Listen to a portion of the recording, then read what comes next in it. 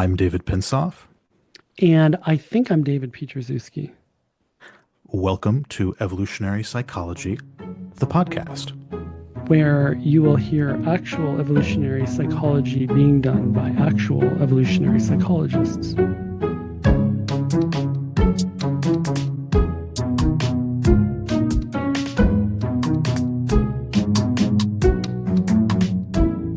David, good to see you. Good to see you too, Dave. I'm really excited about this guest. This was an amazing conversation. Yeah, we have Sheina Lew-Levy, who is a professor in the Department of Psychology at Durham University in the UK. And she's done absolutely mind-blowing work. She has done anthropological field work in a small group of foragers in the Congo Basin, studying the evolution of childhood learning and childhood itself and child development in a culture that is quite distant from ours, with child rearing practices that are quite different from ours. So if you're a parent, I think this will be particularly interesting for you.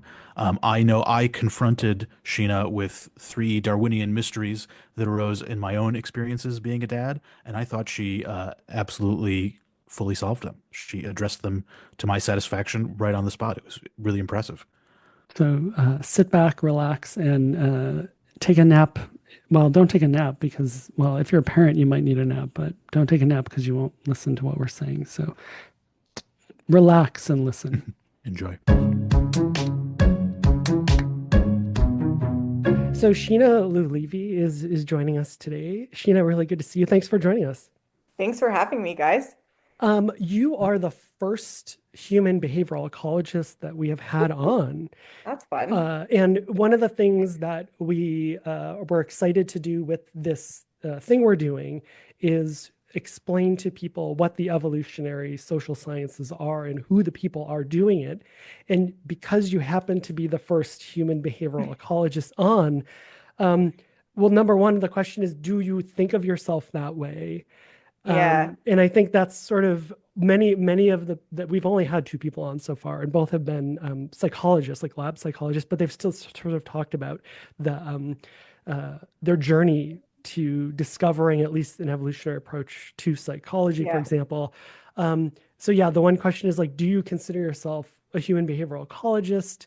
And then related to that is like I think a natural maybe question, and I don't know this about you, is how you got into it. Oh God, that's a real story. Okay, Okay. first I'll say, I think I would say a big part of my training is human behavioral ecology, but when you study kids, you just need to do a little bit of everything because they just defy disciplinary categorization. So yeah, definitely a big portion of my training is in human behavioral ecology. My PhD is actually in psychology, which not a lot of people Mm. know. Oh, But yeah, I ended up there because I just found the right advisor for me, and I to this day have never taken a psychology class, even though I teach psychology now. So, so my training is definitely more in evolutionary anthropology than psychology. And then how I got into this, oh, I'm going to take you guys on a journey. Oh, It's that's not great. Journeys are great. We yes, both yeah, did. We literally spent an entire episode talking about how each of us discovered an evolutionary approach to yeah. psychology in particular. Yeah, we got deep into it. Dave got all the way back to his childhood, Yeah. so I think go as deep okay. as you want. Okay, so I'm going to take you back to my adolescence. So, as like an older teenager, kind of emerging adult, I was very into bushcraft, like Mhm. what we call first skills, right? And so I spent actually 2 years at a survival school in Washington State, um, tanning hides and foraging. And this school also had an element like a homeschool or unschooling kind of kids nature program. And so we would learn to mentor people, and they would always tell us like hunter gatherers learn like this, hunter gatherers do that. And I was like, okay, where's the actual research? So I started off in cultural anthropology after that, and I found a really great mentor there, but it wasn't quite a right fit in terms of content. Like I learned so much and I was super passionate about it, but there was always something missing. And I was scrolling on Facebook during an undergrad class, and on a homeschooling blog, they posted about this book called Hunter-Gatherer Childhoods, edited by Barry Hewlett and Michael Lamb. And I was like, this is it. Like, this is what I want to do. Mm. So I just went through the list of all the contributors in the book and emailed a bunch of people and ended up at Cambridge to work with Frank Marlowe. And he unfortunately retired right as I was starting for my master's. So I had to find another supervisor who ended up being the editor of the book, the only other person there, Michael Lamb. So that's kind of how I got into this stuff. And my best friend Luke and I, we spent like a few months of our lives like on these logging roads in Washington State, like trying to make it. And we were so hungry and so incompetent and so bad at everything. And like we would always fantasize about like other camps being along the different logging roads where we could just drop by for some food. And for me, it was like really foundational like lessons in like really three things in cultural evolution that we talk about. Like the first is like it takes a long ass time to learn to be a good hunter-gatherer. Like you're Yeah. not going to do it in 2 years. Yeah. The second thing is you need a lot of cooperation. And the third thing, which I think we talk about less, but we were on these like super monocrop logging forests, right? That just had no ecological diversity. But traditionally, a lot of the communities, indigenous communities of that region would be really tending the environment to produce food. So in terms of niche construction, like that's the other thing, like tending your environment to your needs is the third thing that we really learned on that Well, trip. so what is niche construction? Just for Yeah, so those who niche. don't know. Yeah. Yeah, so like a beaver is the kind of quintessential example of niche construction, right? Hmm. Like you dam a river and you make a pond and you live in the pond. And humans Hmm. do that all the time, right? We curate our environment to fit our needs. So we make Hmm. clothes. That's an example of niche, which means that we don't need to be furry in cold environments. But we Hmm. also curate the foragers that I work with in the Congo Basin, for example, they'll replant parts of wild tubers to regenerate that growth, and they know where those areas are and they can come back to it. So the way in which we curate our environment to produce food and other resources that we need is really central to what it means to be a successful hunter-gatherer. And 10 years now that I've been actually doing, or 9 years that I've been doing field work with actual hunter-gatherers, and I'm still so bad at all of it, even though I try, like 4-year-olds surpass me in there. I've taken whole ass university botany courses, and a 4-year-old, I'm like, is this the food one? And she's like, nope. So Like with an eye roll. Yeah. Like, yeah, with a little eye roll, like, come on, girl, you're an adult. Get yeah. this together. I Amazing. mean, So yeah, no, David, go ahead. Yeah. I mean, what you're describing challenges sort of this pop evolutionary psychology notion that our ancestors were dumb cavemen hitting each other with clubs, and that to take an evolutionary approach to human behavior is to figure out how we're dumb cavemen or monkeys deep down, and how that is driving us insane in the modern world. And part of the goal of this podcast is to move beyond that Yeah, popular understanding to yeah, recognize that actually making a living as a hunter-gatherer in the wilderness is extremely difficult and cognitively demanding. And our ancestors were not dumb cavemen. They were sophisticated herbalists, horticulturalists, tool makers, political strategists, for you sure. name it. Yeah, And so once we take a proper understanding of the complexity and the cognitive demands of the human evolutionary niche, the design of the human mind becomes much clearer, or we have a better sense of what kinds of cognitive equipment we're dealing with, and why we possess those cognitive tools. sure. Yeah, Um, I think I'll add to that, but first I'll caveat that I work with contemporary hunter-gatherers. So I can kind of generalize from there about but they live in modern environments. Every night in the village where I work, which has no electricity, they spend all day charging these enormous speakers and we dance all night, like Mm. grandmas all the way through 4-year-olds, just parties. So it's like obviously they're contemporary people, but a lot of the activities that they do can tell us a lot about, when we take into account whatever changes and technology can tell us some things about the past. Um, but that said,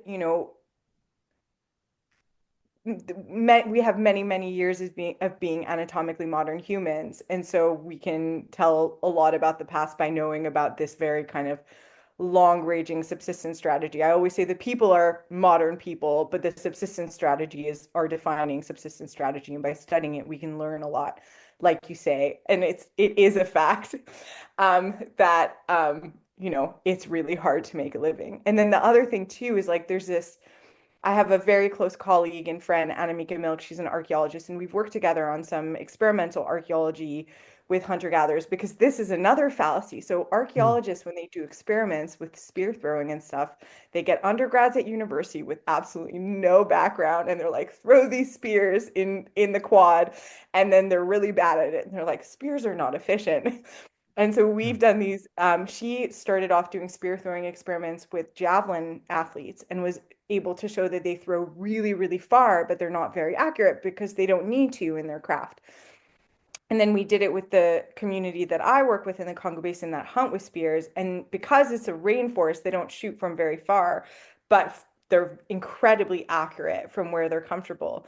And in her work, she always says, like, the more simple the technology, the harder it is to use because you have to be closer, you have to be stronger, you have to be like with a bow and arrow, you can be pretty far, right? But if you're stalking an animal with a spear, you have to be so quiet, so aware of all the elements and everything. So the more complex the technology is to make, the easier it is to use, and vice versa. So probably early spear hunters, right, which is predates bow hunting, for example, would have been just as, if not more, cognitively complex in terms of what they were able to do than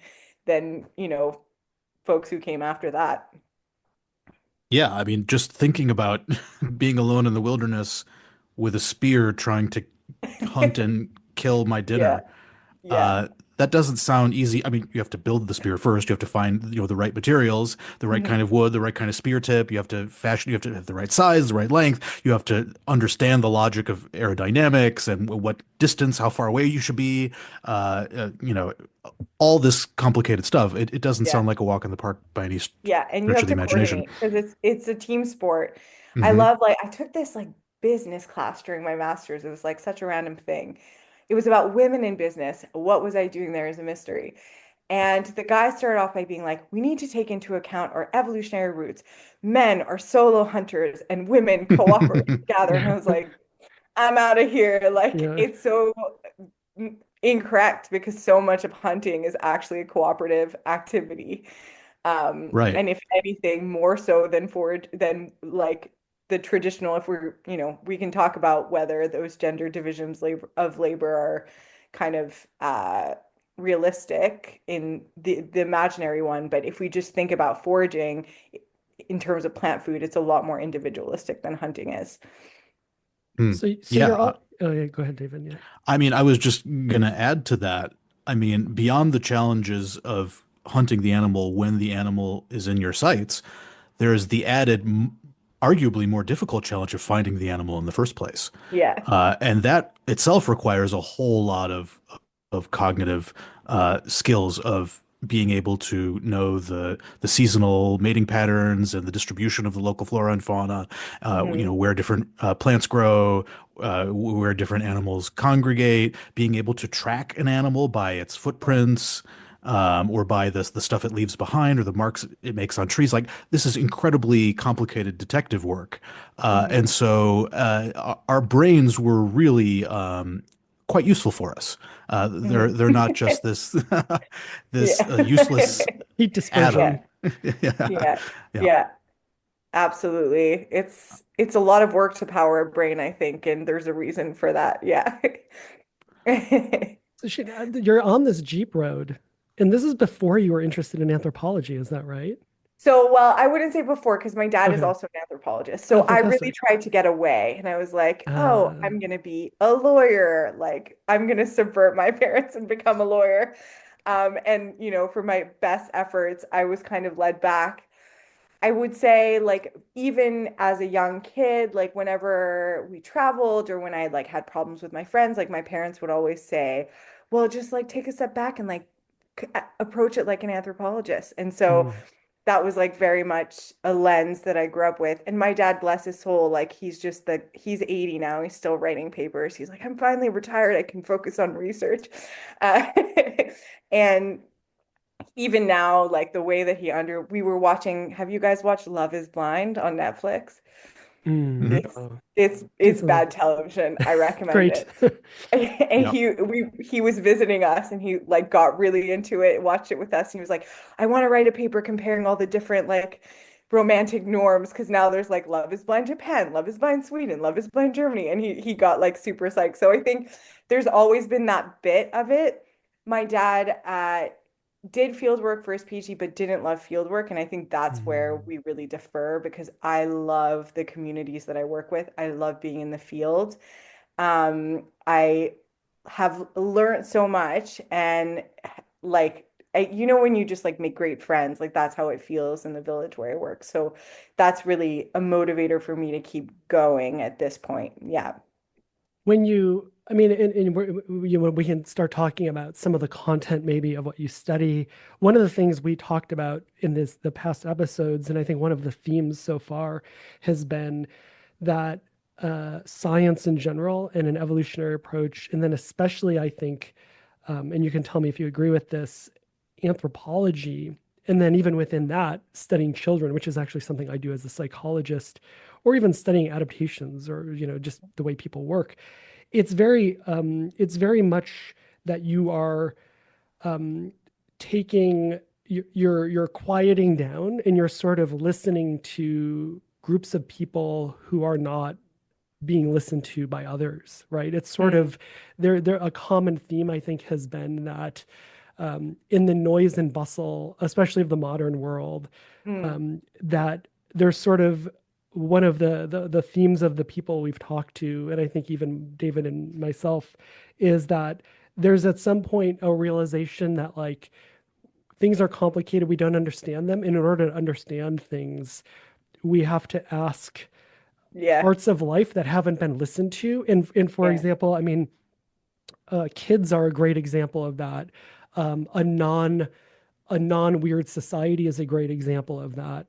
Um, and so, I wonder, is when you talked about your dad sort of said approach things like as an anthropologist, there's a lot of ways to take that Mm. statement. And I'm just wondering, is that number one, what does being an anthropologist mean to you? And then number two, does this idea of respecting things that might be overlooked by most people. Is that something that sort of resonates with you, or does that sound familiar? Yeah.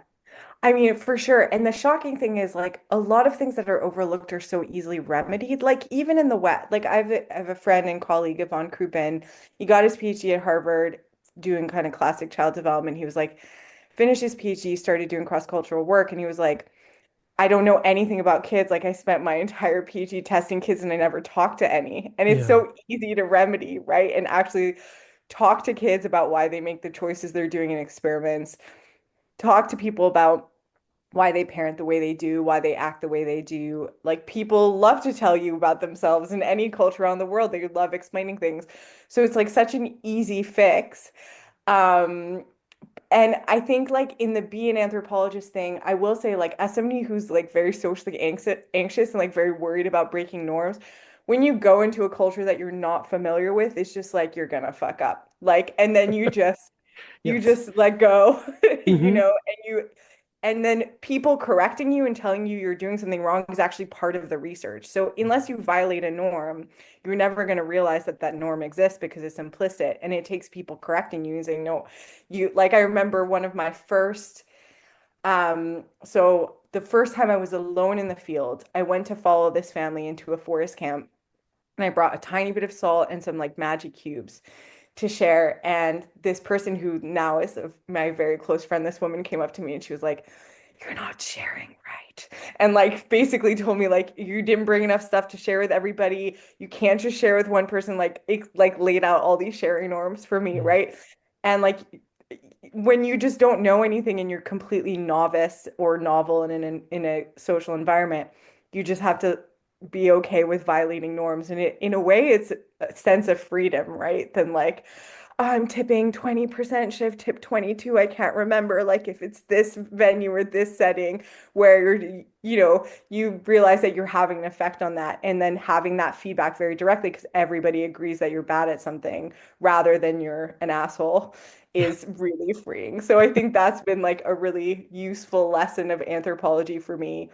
Um, and then the other bit that we get to do as human behavioral ecologists is the quantitative bit. So we're Yeah. not only talking to people, Yeah, we're that's also right. following them around and taking notes about what they're doing. So that's a lot of fun too. Yeah. I think you get the kind of depth and breadth when you take both approaches. Yeah, that's right. Historically, I mean, I have a cartoonish, possibly, probably, very much probably, view of the history of anthropology, even though I sort of have a foot in it, which is sort of there had long time been just sort of the ethnography thing, which is just sort of you go, and it was sort of, largely colonial sort of, but it was sort of, somebody going to this strange place and writing a book about their experiences. And even as my undergrad experience, like this was a lot of what I was reading ethnographies. I loved it, Colin Yeah. Turnbull, the Mbuti, things Yeah. like that, the forest people, things like that. Um, the the history of sort of adding the quantitative part. Do you have do you have thoughts on sort of what your representation of that is, or Yeah, I mean, I think in the really early ethnographies, there was quantitative work involved in Mm, it. People were taking, kinship diagrams is a social network, right? right. Um, Even the Kula Ring, Malinowski's work on trade, right? Margaret Mead was doing IQ tests with kids and showing that they weren't taking the straight path, they were taking the most beautiful path because that's where all the, like challenging intelligence tests. So some of the earliest work I think did include quantitative work. And that was when anthropology was a little bit more ingrained within more of the social or biological sciences. And then as there was a divergence between more of the humanities track and the quantitative track, evolutionary and cultural anthropologists kind of separated. And then we got more of that distinction. And I think there's good reason for that, right? Counting people does violence in a way, and we need to contend with that in our field. You reduce people to numbers. Yeah. Um, you draw out their boundaries, which could be wrong. And then, those are still used in Canada. Those are used in court cases around Indigenous land cases. So there's a lot of kind of tricky things in terms of the ethics of counting. But then at the same time, like I always come back, I work with a lot of social anthropologists, and we often like, for example, I did a study on play and work and a social, and I was quantifying this, and a social anthropologist was like, you can't separate them, like they're part of the same. And I was like, I know, it's just a model. It's not real. I'm not saying this is how the community conceives of it. I'm saying we have to make a boundary somewhere if we're going to look at the trade-off in these activities. And I think that's where we have to make concessions on, we have to be critical of our work, which I think evolutionary anthropologists aren't in writing. I think we're very critical. There are exceptions, but I think we are more willing. Let me back up. So I think we come from a scientific tradition in writing, which means that when we talk about theory, we talk about something that exists in the world. But when you actually talk to most evolutionary anthropologists, their theory is like very shaped by the community that they work with, right? So like Brooke Shells's work, for example, on this kinship category that is, I'm gonna butcher it, but it's on, and she would be a great person for you guys to Right. have on your podcast too, but Mhm. on like extramarital um children of the Himba, Yeah. so the husband has a specific kin term for that child, which means child, but has a different, like it's a different word. And Mhm. that led to a lot of her research on, these extramarital relationships amongst the Himba.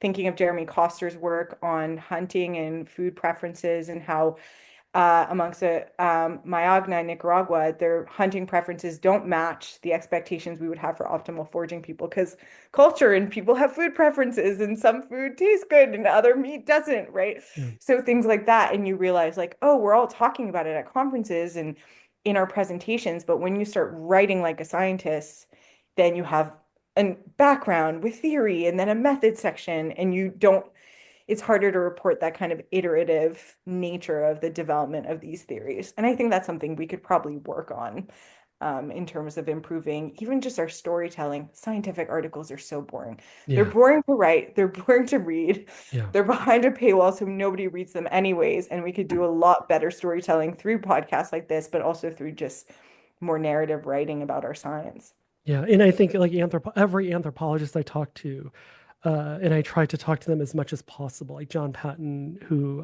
was a uh, dear person I talked to who passed away recently. Every HBAS, I study group conflict, and I feel like every time I got to talk to John Patton, it was like I was like a kid in a candy store, where it was keeping me honest because I'm just like Yeah, some dumb psychologist, in the lab and talking to John. He's like, no, this is what it's like in a small scale social world where everybody knows everyone else, and this is what female leadership looks like, and nobody even knows about it unless you know the field right. site for 30 or 40 years. So yeah, Yeah, no, I really like anthropology is so important to the evolutionary behavioral sciences and really, and maybe we can talk about this a little bit later.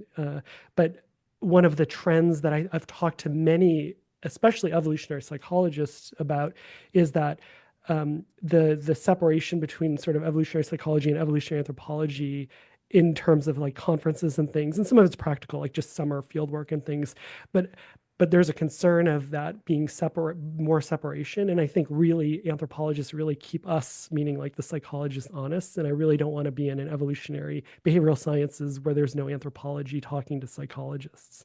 right. You don't want it to all be like mating stuff, college mating studies. Even that, I mean, even and it's a similar thing to like Yeah. what you described in your class, the management class, where I went to a psychology department, and I was in a psychology department for a while where there was no interaction with the anthropology department. Here at Mm, UCSB, as an yeah. undergrad or as a grad student, I took classes with Mike Gervin.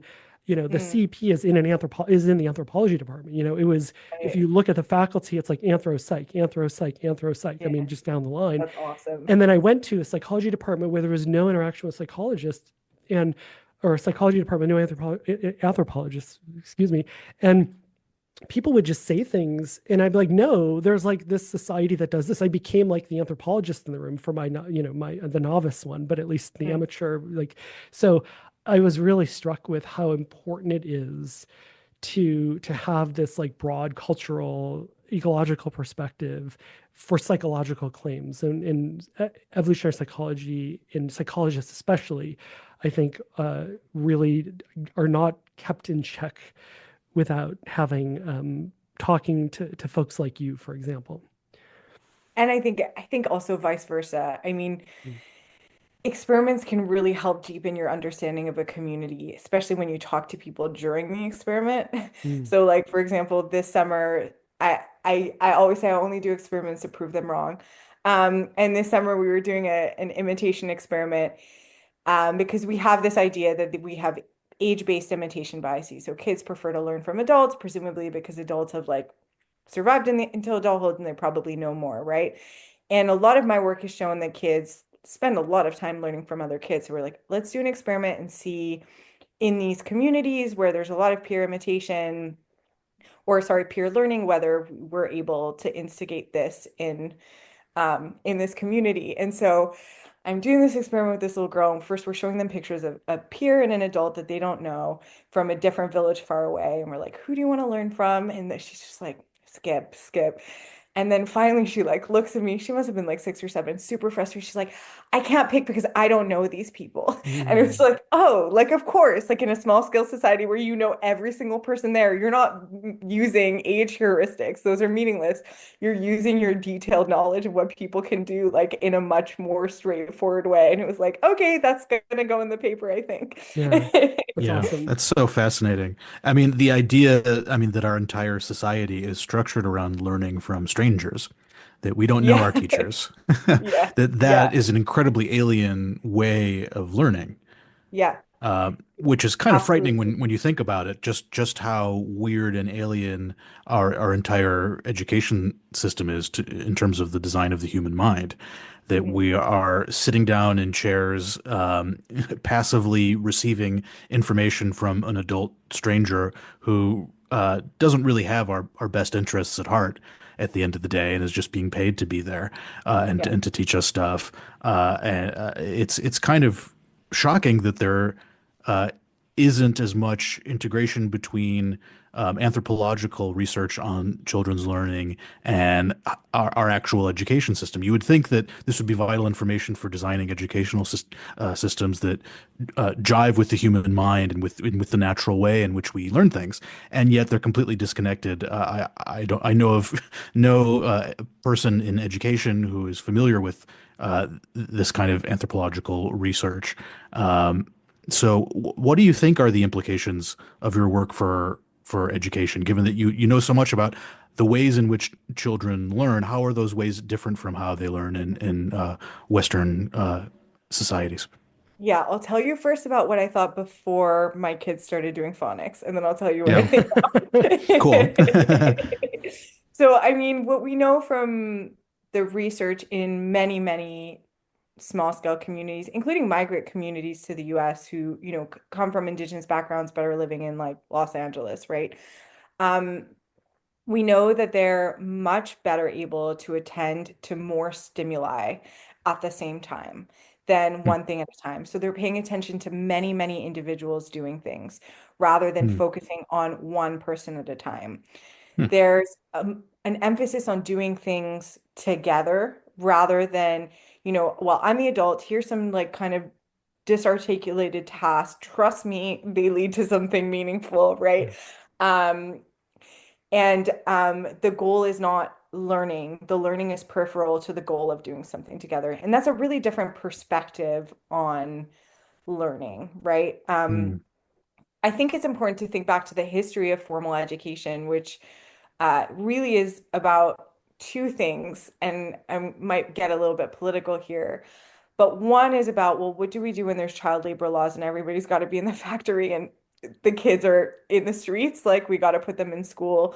And number two, how do we make future workers? Yeah. And those are valid kind of every education system, formal or informal, is about how do you make kind of individuals who are able to do things that they need to do in their society, right? And Hmm. that I think a lot of our education system reflects those things. The problem is that we have path dependencies in our institutions, and we don't seem to be able to adapt to the fact that that's not really true anymore. And probably most people aren't working in factories, and probably they could learn to work in factories pretty straightforwardly. So then, how do we, um, support the kind of creative learning that and more independent learning that happens in a lot of these places, in the majority world. There's some cool initiatives. So there's like schools like uh, democratic schools that David Lancy writes a lot about, and David Gray as well. A lot of Davids coming up in this talk, guys. Yeah. I know it becomes confusing. Yeah. Wow. And that's a lot more about collective decision making, where the kids are saying to these teachers that are roaming about, okay, we want to work on a project on this topic, and can you support us in learning about this topic? So a lot more student-led learning. I think it doesn't necessarily have to be somebody that you know that's teaching you, but there is a lot of research, not mine, but a lot of interesting research that suggests that socio communicative norms, if they're not in line with your teachers, you're just going to have a harder time learning. And this has a lot of implications, especially for minority kids who come from different cultural backgrounds. There's some great examples in anthropology of norms about eye contact. So we think of eye contact as polite. And in some indigenous societies, making eye contact is considered really rude. And so when you have, a majority, like probably European descent teacher working with an indigenous kid, and she's like, this kid is so rude, he's not making eye contact with me, then you have this mismatch of norms in the classroom that can really hinder learning. So even just an awareness of that, not in a superficial way, but in getting to know students and getting to know the different ways they communicate, I think is something that would be really cool to do. There are more and more kind of teacher researcher initiatives, where teachers are being trained to do anthropological work in their students' households. And one great example of this is called the Funds of Knowledge approach, which was done, I think it was in Arizona, where there's a lot of Mexican migrants. And they train these teachers in anthropological methods, sent them out to these households. And then the teachers are like, oh, like these families know things. Like we're not starting at zero. We're starting from all the knowledge that they have in terms of their social networks, in terms of like their business acumen, like kids are participating in all this commerce. Like let's build our lessons around that. And it's such an amazing refreshing way. And I think if a big problem is that we don't, at least in the UK, there's so much pressure on meeting these milestones for teachers that there's not really the time for them to be creative in their approach to education. Um, and that's what it would really need. Like a big, there's the need that justifies innovation, but there's also having time, which I think is probably more the human approach, right? The more time you have, the more creative you have, you can make mistakes, you have that protected time. And it would be, I think that's the bit where we could really make some progress. Okay, but then that said, so now that my kid is learning to read, I think one thing that I've learned is there are some skills where you need dedicated teachers who are really specialized at teaching things. And I have wondered now whether our kind of pivot in the post-industrialized West towards so much teacher-led teaching has a lot to do with literacy and kind of disembodied math, like, right, just like Mm, numbers that Hmm. aren't related to actual things. yeah. And that you kind of need to get over that hurdle with very direct active teaching in that setting before, and then that leads to kind of these recursive loops where then once you're able to read and you've been exposed to that type of education, then you just reproduce that and over and over with your family and you get kind of runaway cultural evolution in that type of teaching style. I don't know, but it's been, rattling around in my head. Yeah. So the idea to make sure I understand, the idea is that it might be sort of an all of the above approach in that there are some cases where that direct disembodied math or that just mapping phonemes to weird squiggles on the Yeah. page, that's just, sorry, for a little while we're just going to do Exactly. regular Yeah. regular teaching. Somebody's going to stand up and talk to you and tell you what to do and you're going to like it.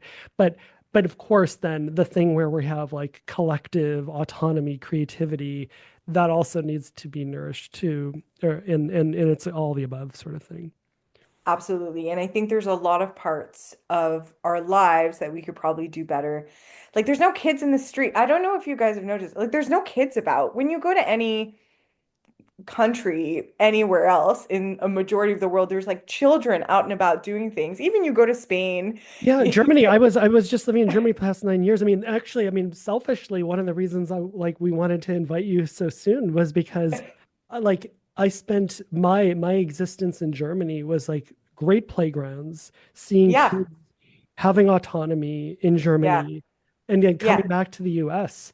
And the playgrounds in the US are sort of like I'm doing a pat on the head, like nonverbal. Like it was yeah. clearly designed by somebody, and this is like almost all playgrounds. They're getting a little bit better, and there is a movement to create what are called innovative playgrounds, where Mm, basically it's the you just ask the question, is this look fun to you as an adult? Like, is this somewhere that would be pleasant or interesting? Or is it basically like a bunch of stairs, yeah, and it like playgrounds in Europe and especially Germany, I didn't realize this, but playgrounds were started in Berlin. Playgrounds in Berlin are amazing. And it was a huge part of our life. My son having autonomy, walking around, kids are just everywhere. And the yeah, social structure is built to like think about kids, and then coming back to the US and I'm like, wow, not at all, and yeah, so I really feel this, that yeah. and maybe the UK is similar to the US in this respect, maybe. It's a bit in the middle. So just like for listeners, like in Germany, because we were in Leipzig, and in Yeah. Germany, it's like I can only describe as like a World War II bomb site turned into a playground. Like I don't know if that was yours, like a lot of jagged edges and Mm, like Yes. 20-foot high slide. YouTube playgrounds in Germany, and you'll see. Yeah, yeah, It's like the definition of risky play. And then yeah. here it's like the kind of foamy ground, like Yes. no kids are getting hurt, but it's also a little bit less fun at the same time. And yet there's just not a lot of place to involve kid. There's like kid focused stuff that you have to drive them to, but there's not like places for adults hang out with their kids. That's not yes. The exception here is that you can take kids to pubs, which is very different for me as a Canadian, where you never take a kid to a bar, right? Right. But here, Yeah. like, there's a few pubs with playgrounds in Yeah. them, so you can Yeah. watch your kids while you have a beer. Exactly. So Beer I think gardens. that's Yeah. kind of the British exception. So every country has its own kind of strange exception that feels surprising to everybody else. But yeah, overall, I would say like kids are out of sight. They're not part of society, and that's a shame.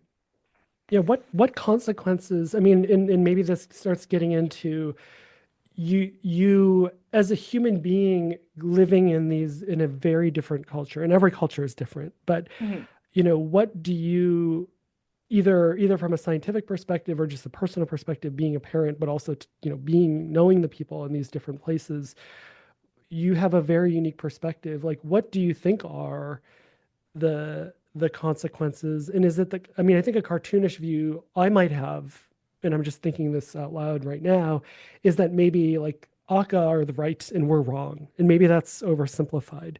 But just in terms of, what the kids are like, or the consequences for humans, because every generation grows up, right? Like you become an adult, and so every kid now will be an adult, and every adult was a kid.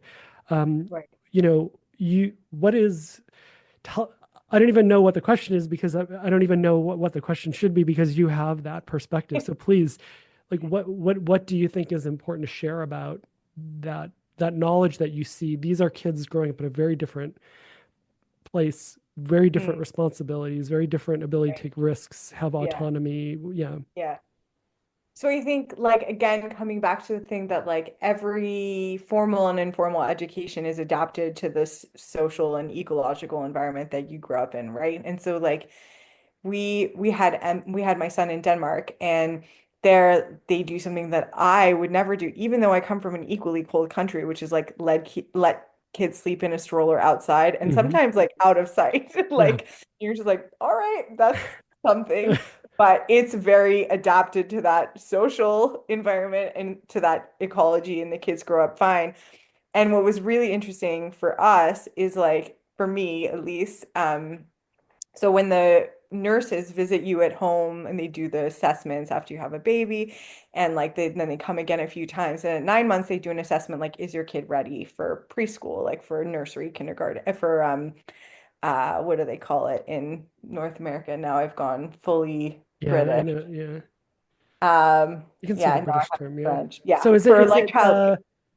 daycare? Daycare, Yeah, thank because you. I had Kita in Germany. So yeah, no, Yeah, David can exactly. tell us. Yeah, yeah. It's 10:30 p.m., guys. I'm doing my Uh, best. No, thank you. uh, how, So that she comes through and she's like, can your kid wave? Right? The assessment, like, are they ready for daycare? Can they wave?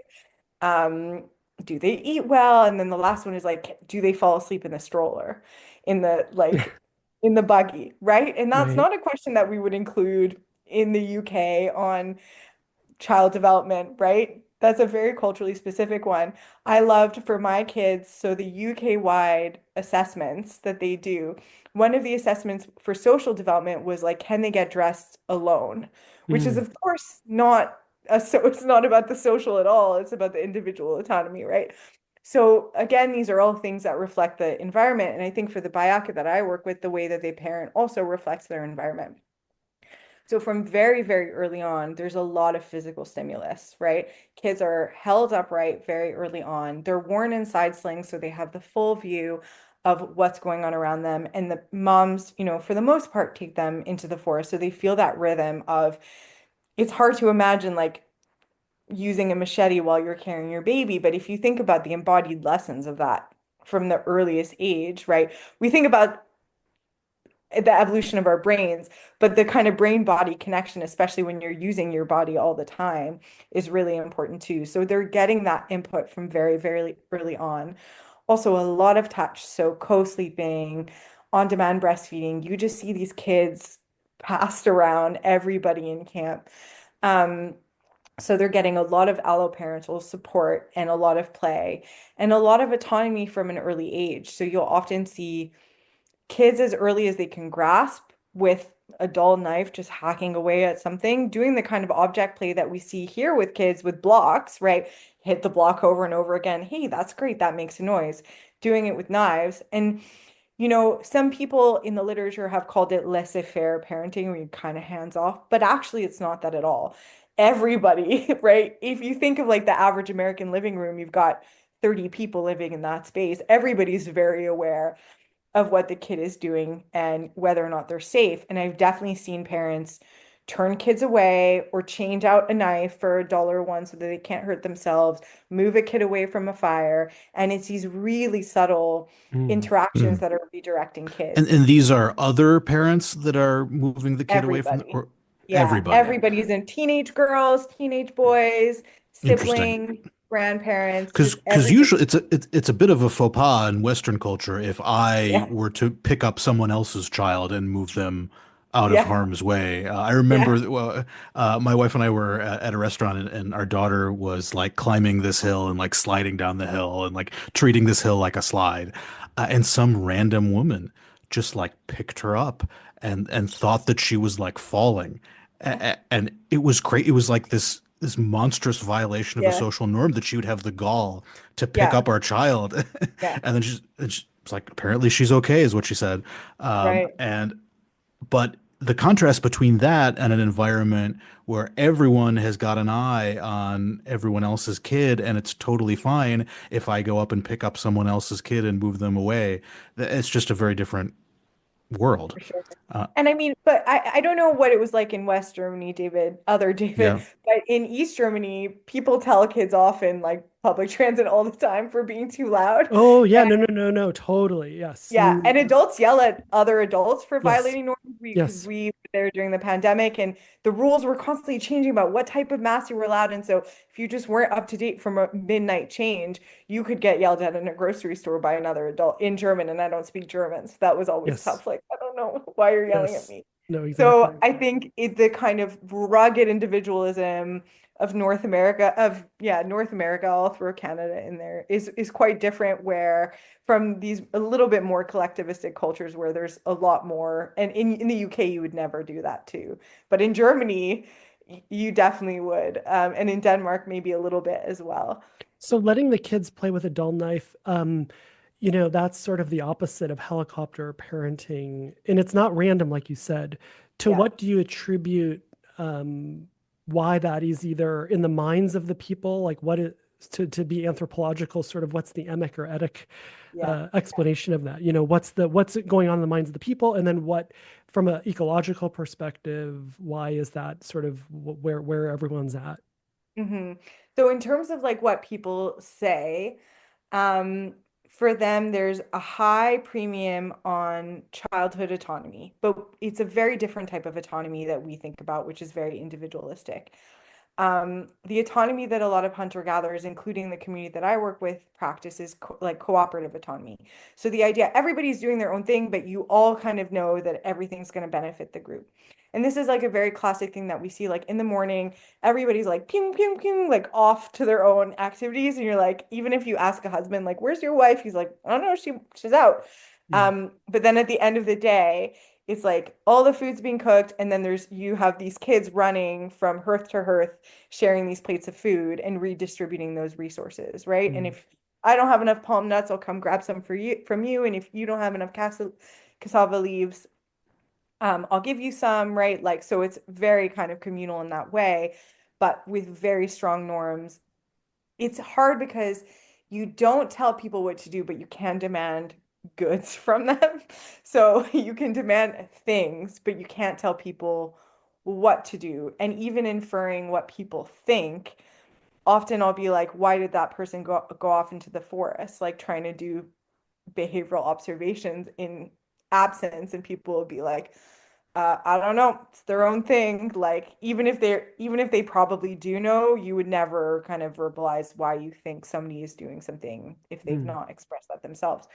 So there are those norms. And I'll also say, like, the only time I've seen people tell each other what to do is when a parent was trying to tell their kid what to do or not to do. And that's when other parents intervene and like let them do their thing. Mm. And so there's this view that kids Wait. So parents were telling their kids what to do, and then other parents interjected intervene. on the child's behalf so that the Yeah, child could be exactly. left alone. Yeah. Wow. Yeah, That is that's the fascinating. only If there's time any I've kids seen. listening, they're like, man, that sounds awesome. Yeah. So like what we see is like parents will be like, my kid knows what they need to learn right now. And even if my colleague Dasha Bomshakova has done a lot more kind of cultural anthropology work, but people will talk about from a child develop like on child development. And from her work, we know that in the same community where I work, like the conception of child development is like a ripening fruit. You cannot speed up a fruit to ripen, right? Hmm. But you can curate the environment around it. So you can clear the ground, you can add nutrients, you could do the things that will help that ripen, but you can't be the one physically make it ripen, which is very different than plant metaphors in other places. Like in Japan, some of the plant metaphors are, a child is like a tree, you need to straighten it, right? So it's very much about the modification of the kid themselves. Whereas in what we see is not about modifying the kid, it's about modifying the environment around the kid to ensure that they learn. And so people doing things around a campfire is a way for kids to learn. We tried to do this experiment and it failed. And it took me years to understand that I failed the experiment, not that my like participants didn't understand. Like they understood exactly what they were telling me, and I was the one that didn't understand. So I was trying to show videos of things that we would call teaching and ask them, is this teaching? Yes or no, why or why not? And then I wanted to start the experiment by showing them clips of things that were, to me, definitely not teaching, like a mom like braiding her kid's hair. And everybody's like, yep, it's teaching. Yep, they're teaching. And then I just dropped the experiment because I was like, it's fatally flawed. I've done something horribly wrong. And then I realized, like, oh no, like for them, any act of being together is a form of teaching. Like it's just Hmm. that simple. Living together is sharing information. Wow. Do you find that there is a concept of a bad parent or bad parenting in this culture that you work with? Because I know from personal experience with my own culture that that is a huge concept for us of judging each other based on how good of a parent we are, whether we're being irresponsible, whether we have the kids' best interests at heart, whether we're keeping them safe. You mentioned the story of people interjecting on the child's behalf. Often in Western cultures, it's actually the opposite, where people will interject because you're not keeping as you're not telling your child what to do. You're not keeping Right. them safe. You're not paying Yeah. enough attention to them. It's actually the opposite kind of interjection. So I'm curious if there is this kind of parental status competition, for lack of a better term, uh, in that community along the lines of, say, you're a bad mother because you don't breastfeed or whatever. Like these are a big part of the cultural conversation here, and you could have tremendous loss of status for being seen as a bad mother or a bad parent. Is there similar kinds of status loss um, in the community you study? Do people Yeah. judge each other as a bad parent? Is there a different concept of a bad parent, or is that concept not even apply? I mean, I have to say, like, there's, with one exception that I'll say in a sec, I haven't really seen people talk about bad parenting. I've seen people talk about good parenting, which is doing things with your kid, feeding your kid properly, taking them into the forest. But in terms of bad parenting, I've seen grandmothers be annoyed that their daughter went off to a forest camp with her husband and didn't come back for longer, kind of thing. But it's not really considered bad parenting. I think the one exception would be breaking taboos around diet during pregnancy, around sexual intercourse during pregnancy and postpartum, coming out of the lying in period too early, eating the wrong food. So I would say more taboo breaking, especially in terms of diet. Again, I wouldn't say it's bad parent, but that's how people would explain negative consequences to kids, Hmm. um, is in terms of those things. Yeah. Interesting. I mean, there are certainly lots of taboos around dieting and Yeah. pregnancy here as Yeah. well, Yeah. which, makes evolutionary sense given the importance of fetal development and what you're eating at the time that the fetus is developing and the potential for, teratogens to screw with fetal development. So that makes a certain amount of evolutionary sense that diet and pregnancy would be a hot topic for taboos to arise. Mhm. Um, yeah.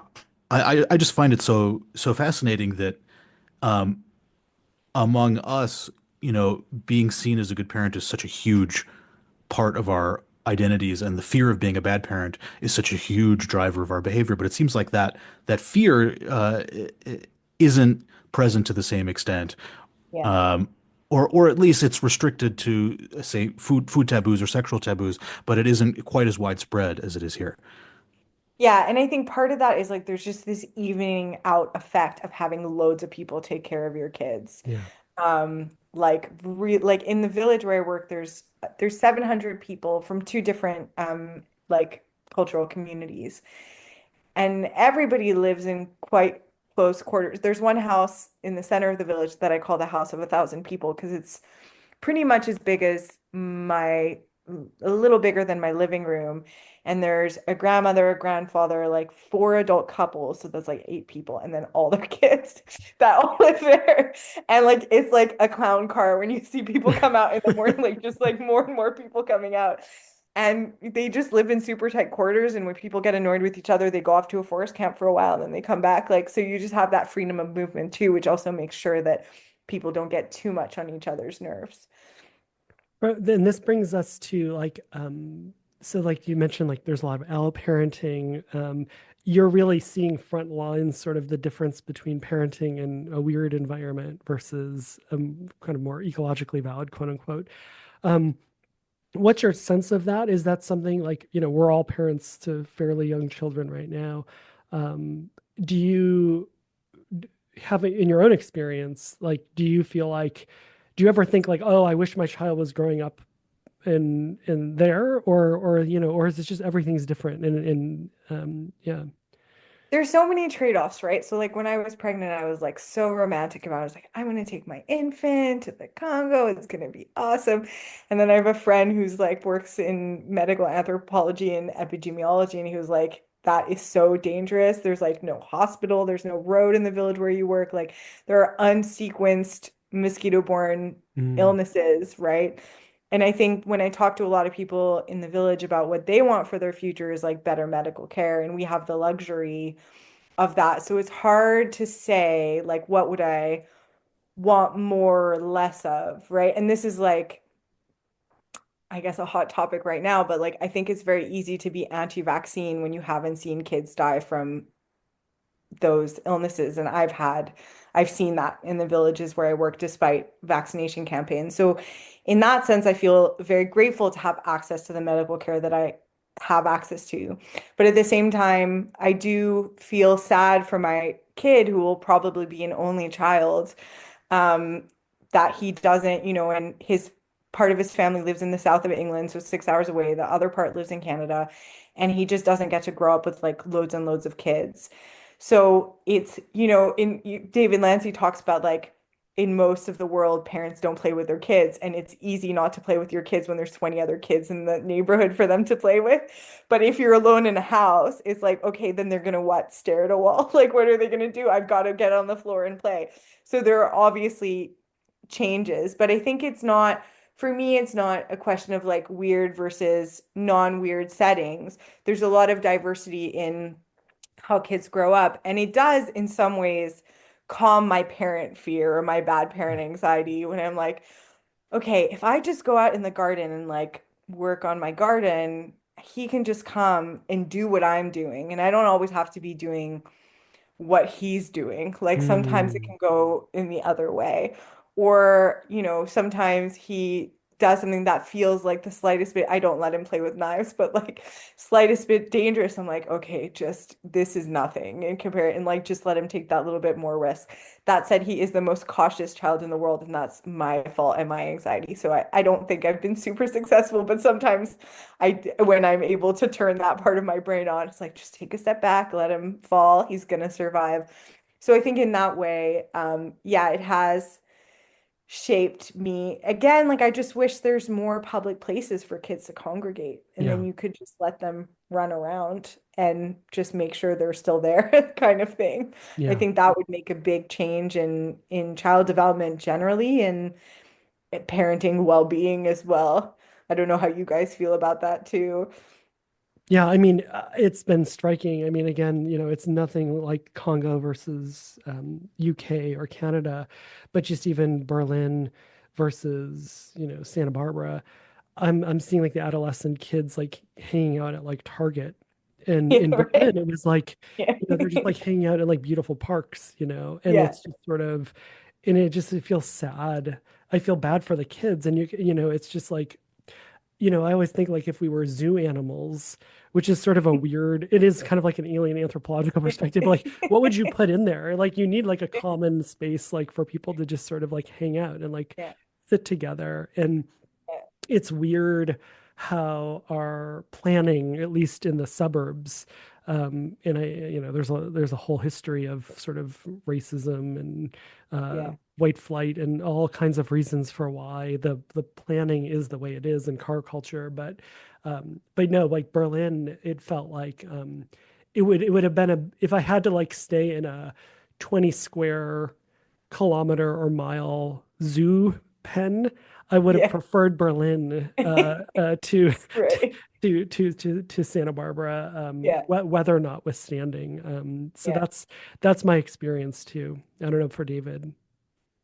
Yeah, no, it's pretty similar. I remember when I was traveling, I visited Berlin, and I was all similarly struck by how well integrated the playgrounds were with the adult spaces, and I just hungered for something like that in the U.S., and there just isn't really anything like that. I remember there was this awesome public space with like bars and restaurants and a playground, and it was all just mixed together. Yeah. And man, I just wished that there was something like that here, and there just isn't. Um, yeah. So I have two Darwinian mysteries that are on my Okay. mind Hit me. about child development. I'm curious if you can help me solve them. It's okay if you don't have the solution, Okay. I feel but it here's feels my like a test. okay, we'll see if we can solve it together. Darwinian mystery number one. So food and sleep are two basic human needs, right? Uh-huh. And yet my 2-year-old daughter, she's about to be 3 in April. I cannot get her to eat and I cannot get her to sleep. You'd Right. think, from an evolutionary perspective, that she would be Yeah. thrilled to get fresh, ripe fruit, delicious food beyond the wildest dreams of her ancestors. It's Right. available for her, it's right there. She doesn't eat Yeah. it. It's bedtime. She's clearly tired. She's rubbing her eyes and yawning and crabby, and she refuses to go to sleep. Why won't my kid eat and sleep?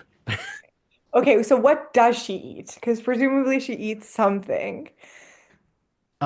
Well, it's so random and capricious. Like things that she was into the previous day, she's totally not into the next day.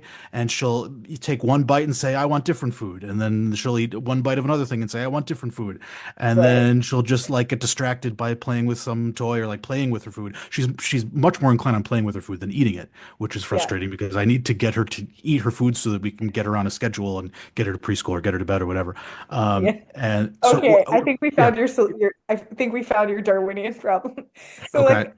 like I think it has to do with schedule. So all of the Okay. like the kind of stress we put on ourselves and we put on our kids is just trying to get them to the next thing, which I am the same. I'm like, eat your goddamn porridge, we're gonna be late for school. Yeah. Um, so I think we're often training kids in our culture to be out of tune with their bodies and get in Mm, tune with these, and because we do the same, right? mm, Like kids are doing that in school too. Like, raise your hand if you need to use the toilet. How dare you get up and follow your bodily functions or open a banana in class, even though you're hungry? So I think a lot of it is that we're trying to get kids to eat when they're not really hungry, hmm kind of thing, and trying to fit into a schedule, which again is cultural learning, right? Like, you do in our society need to suppress and learn to control these different desires, so that you can function as a member of society. And unfortunately, at 2 and 3, that's it just is a little bit more time consuming to do that. But in terms of food preferences, like there's a lot of research, for example, by one of my PhD mentors, Alyssa Crittenden, that our growing brain needs a lot of sugar to grow. And so kids have these huge cravings for fruit, for honey, for sweet things. And those are the things that she probably does like, is my guess. Like, does she like blueberries and raspberries and like Cheerios and that kind of ice cream? I'm assuming is a preference. Yeah. And it's all Yeah, to feed totally. like Yeah, all to feed a growing brain. So I don't have a solution because did all the like child-led weaning and we were feeding him loads of weird stuff. And now at 4.5, it's like pasta or cucumber or pizza and cucumber. What are you gonna eat tonight, dude? Like there's not a lot of diversity Yeah. there. I will Yeah. say though, like in the Congo, people eat the same thing every day, like different variations of the same thing. And I think we might have too much diversity in our diets. Like we're just like eating something different every single day. And like Hmm. there it's just like, are you having cassava leaves with caterpillars or are you having cassava leaves with antelope tonight? Like, so it's like a lot more kind of stable. And there's maybe seasonal variation that changes. So I have wondered if we're just trying to cram too much diversity and it's just like, here's the same nutritious food every single day, get on with it kind of thing. So you think if I fed her the same thing every day, I she don't would know. be she Do you want to do an unethical experiment? run the experiment? All right, it's cassava leaves every day, whether you like it or Yeah, not. right. Poor David. I feel like this is like a therapy session for David. Two and a half year old. Yeah. My son's a little bit over 5. Sheena, yours is 4 and something. Yeah. Four and a It half, gets yeah. easier, David, as they get older. Yeah, I think. Okay, that's good to know. That's I good think to there's know. also like an aspect of control. Like she is probably learning Yes. like how you're gonna parent her too. So as long as she can say no when you're like, okay, here's a different food, then she's like learning what you're willing to do for her, which is part of attachment, right? So it's a good thing, Um, even though it's tiring. And I would say the sleep thing too. I don't know, does she sleep with you guys or is she in her own room? in her own room. Yeah, a lot. It's really hard for kids in their own room. It's so funny because we co-slept and we plan to co-sleep. All anthropologists delude themselves that they're going to sleep really well because they're co-sleeping and kind of thing. And then we all at conferences talk about how tired we are that our kids still aren't sleeping through the night. And so our kid slept with us until we moved into this house, so until he was like 3.5. We finally started getting him into his own room, but we fall asleep with him in his bed, and then when he wakes up, he crawls into our bed. So is he really sleeping independently? That's debatable. But then I started talking to other people who sleep train, and some people are like, "Oh, like sleep training, that was so easy. Like my kid slept on their own." And then you meet them when they've had a second kid and they thought they were like really amazing parents who just had it all figured out. And it turns out they just had like a really easy kid. And then the second kid is like, we can't get her to sleep. She's in her night every night, like in her bed every night, touching me. Like, so I think it just has to do a lot with like diversity in kids. But I think most kids aren't comfortable sleeping alone. And then again, it's about making sure that the parents can sleep so that they can wake up well rested and get to work and do their work, right? And I think there was like even a Facebook, like a Zuckerberg thing where Facebook was paying for sleep consultants for their staff because they were like, when our employees get good night's sleep, they are better employees. So that was like one of the perks of working at Facebook. And like frankly, he's right. Like sleep deprivation is a really big issue for parents. So my guess is that that's probably what, but I couldn't tell you for sure. But co-sleeping seems to be a pretty universal thing in most parts of the world. Got it. Okay, well that's a pretty good solution. I think I buy that for the Yeah. most part. All right, here's the That's the food other. one. You just need a really big bed. Get a Yeah. king. Yeah, You no, don't I need mean one it of makes those. sense. Like, if she's sleeping by herself in the dark, she's like vulnerable to predators and attackers. Like, that's an unsafe situation for her to be in. It makes Yeah. sense that she wouldn't want to be in that situation. And yet, I don't want her to sleep with me because she moves around a lot in her sleep. And I've slept with her a few times, I always get horrible sleep when that happens because Yeah. she pokes me and tickles me or whatever during. Yeah. So it's not a good situation. So it's a genuine case of parent offspring conflict where she's better off if she's safer in the bed with me. I'm better off if I can better get a better night's sleep, and we just have incompatible preferences there. Yeah. Um, the food thing I think is still a little mysterious because like Yeah. if you're in a hunter-gatherer society, you don't know when your next meal is gonna be. Like wouldn't it be a good idea to eat the food when it's there and it's available and. I haven't seen that much of people going hungry. Like, I mean, Okay. sometimes you just like have some tubers or whatever, but people usually have enough food to share w Okay. with me, for example. So I haven't seen as many cases of food insecurity, people really going hungry. Um, yeah, Okay, so so I don't know maybe I'm why. overestimating how horrible life as a hunter-gatherer must be. It's pretty That awesome, actually, I have yeah. to say. Okay. Like, I mean, people eat enough that the kids will stay up till like 1 in the morning playing and partying, right? So you have to Okay. have some kind of, but when you were talking about like parent offspring conflict, so what's really Yeah. interesting to me about that is like parent offspring conflict can only ever be enacted in specific socioecologies, right? And so in the Yeah. communities where I work, people wake up. We've done, like my colleague Lee Getler, and also David Sampson and I have done um, like actigraphy studies on sleeping. And people wake up in the night and they get less sleep than we think people need, and they're fine. Like Mm. they're smarter, they're more capable, smarter than I am. And I've seen instances of the opposite where this kid was like to his mom, like, please, please, can we go to sleep? Like, I really want to go to sleep. And she's like, I'm still out. Like, I'm not taking you home yet. So, Wow, the parent is begging the kid. The kid is begging the parent to sleep. That's yeah, crazy. yeah.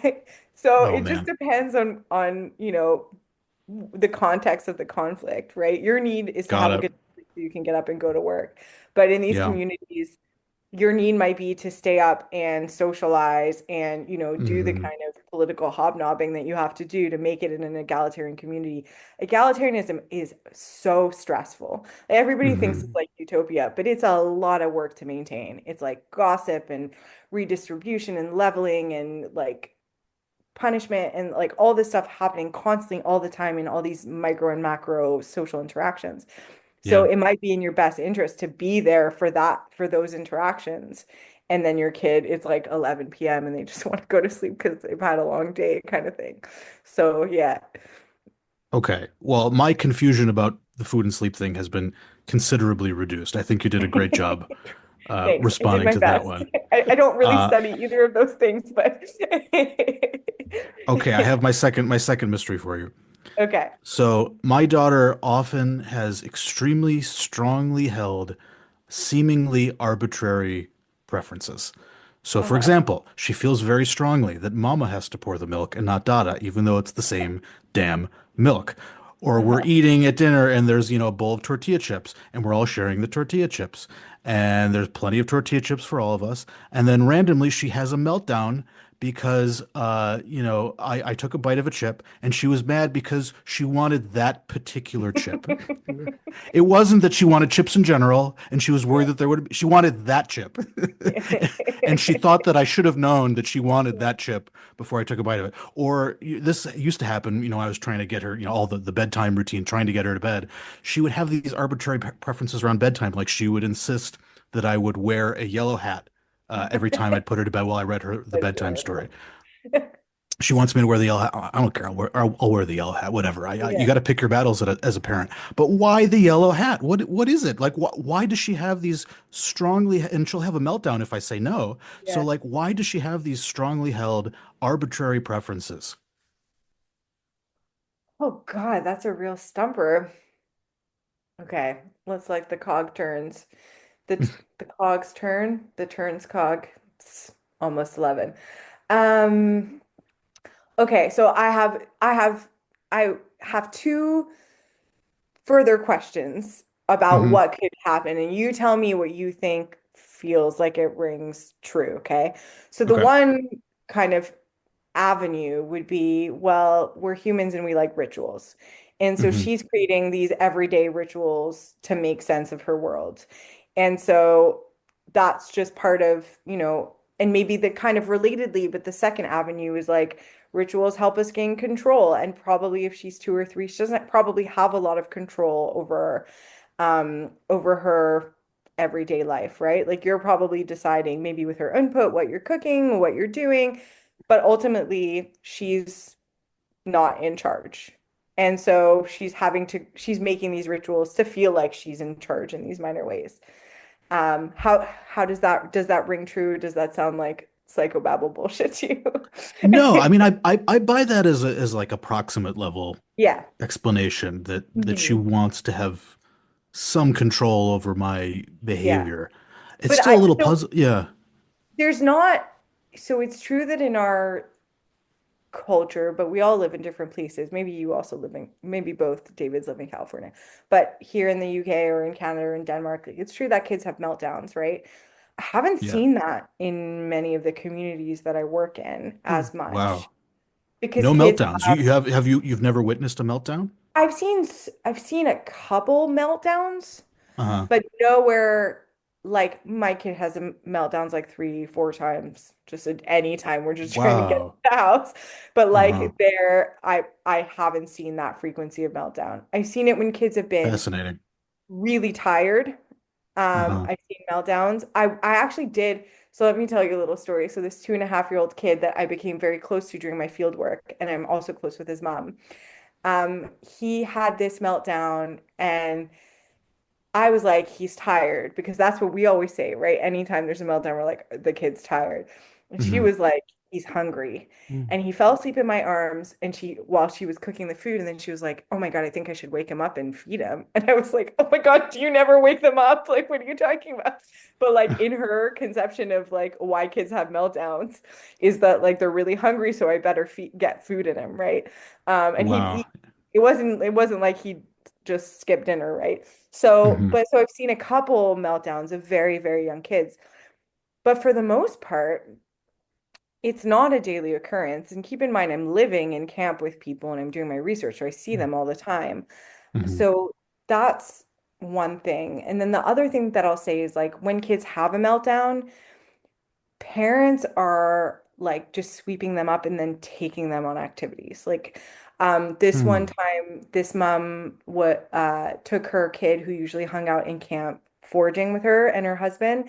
And I was doing this research where I was asking parents every day, like, why did you or did you not take your kid with you foraging?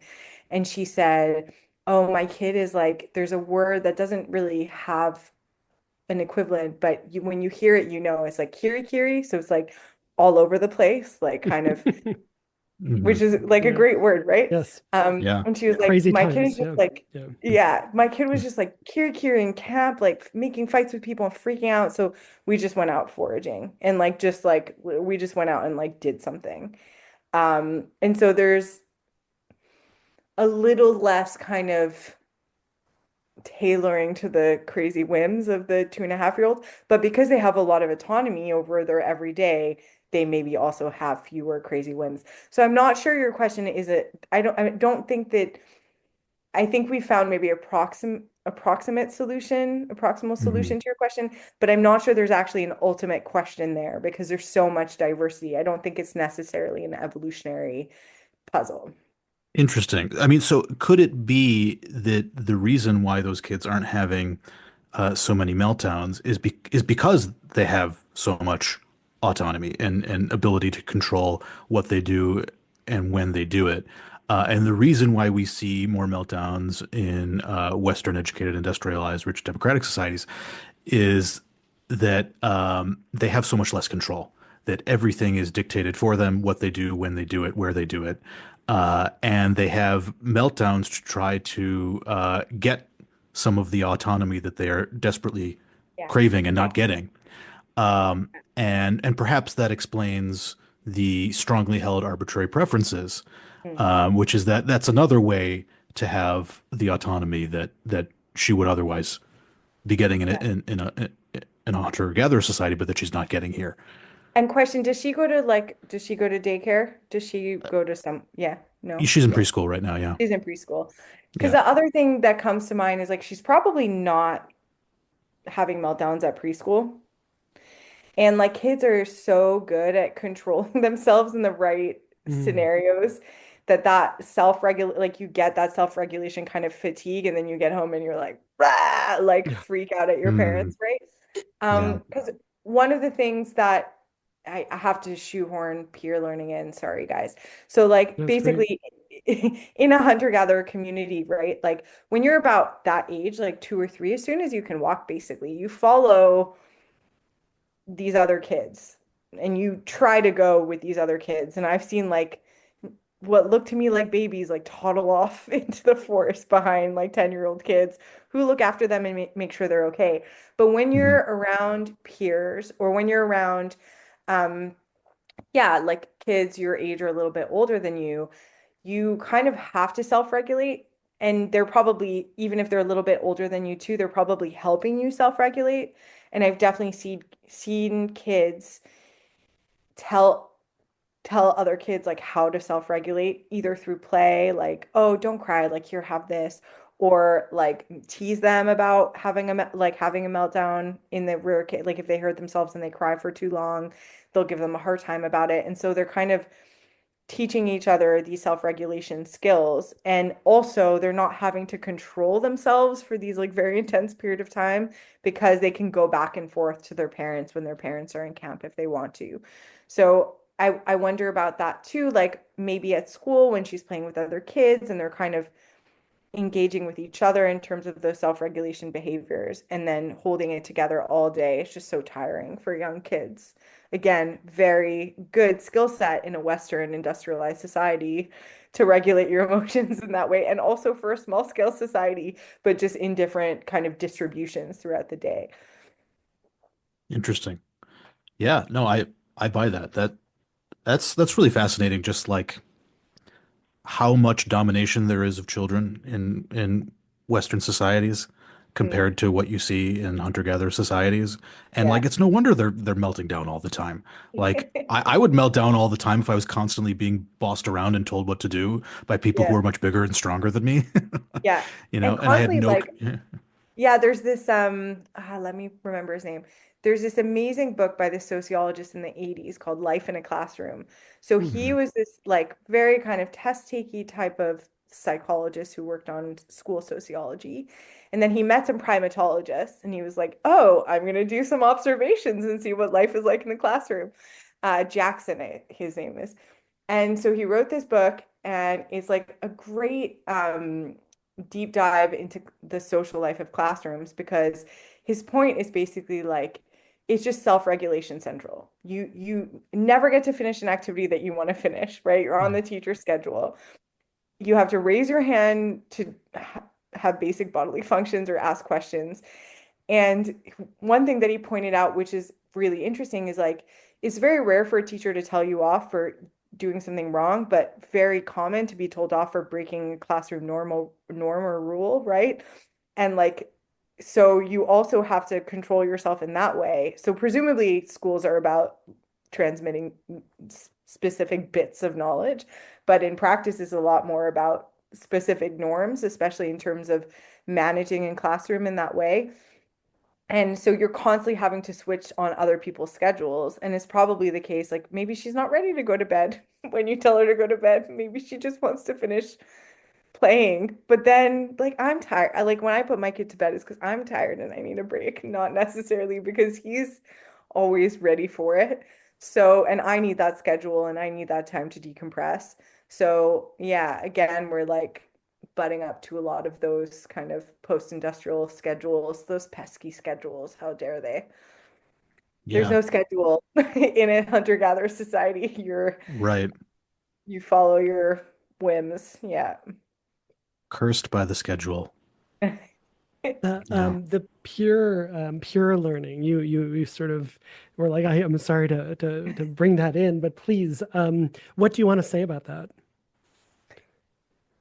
So most of my research so I kind of like accidentally learned through, so when you ask people like, who do you learn skills from? People always say like my mom, my dad taught me these skills.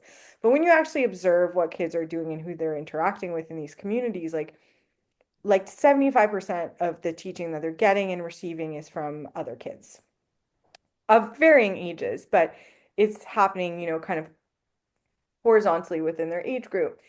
And that's really, and also in play. And so that's really opened up a series of questions that we're now pursuing with my lab and also with like my amazing collaborators to really understand how kids are learning from each other and what they're learning from each other and how it works and how it differs across culture.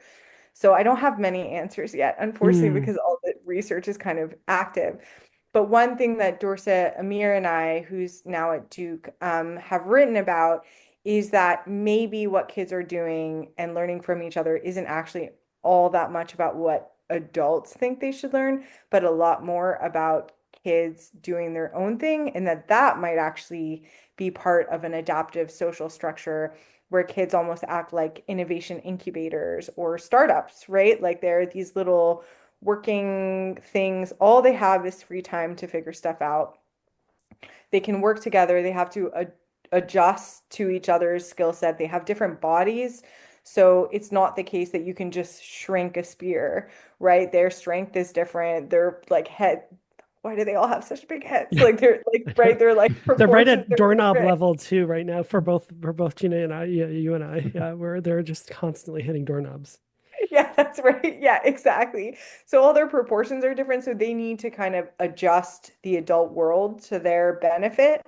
And that involves a lot of innovative thinking. And so if we think about those innovations and what they might do, like they might not matter that much most of the time, but they might really matter when there's a change in the system. And then you need these innovations. You need a pool of innovations to draw from. And rather than starting from scratch, you can start from what the kids have created, basically.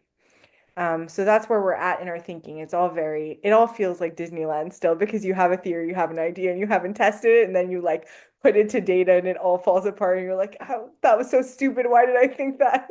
But we've read enough literature at this point that we are like confident that there's something there. It's just actually testing the adaptation aspect of it. One question then is sort of, I mean, there's so much to do when you're a kid. One Mm, is coordinating because that cohort is going to be the cohort you'll need to coordinate as adults. So that's mhm. one thing that, you're doing now, and that's an investment in the future. Even if kids change, like maybe the small weak kid becomes the strongest kid, or maybe the kid who, whatever. Um, there's that part. But the other part, then it sounds like, and you can tell me if this is wrong, um, but then there's just they're creating their own innovative ways to be socially, or even ways to use the environment, or tools, or artifacts, or of course linguistically, or Mm. social structures, or games, or just almost anything you can think of that could be created. Yeah. It's not that they're just sort of trying to be little adults. They're actually their own culture. Yeah, yeah, that's exactly right. I think like one like thought experiment, especially knowing your research, David, the David at the top of my Dave, screen. one thing we've clarified is I'll go by Dave and Yeah. David. Okay.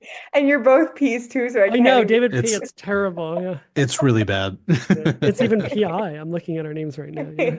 Yeah.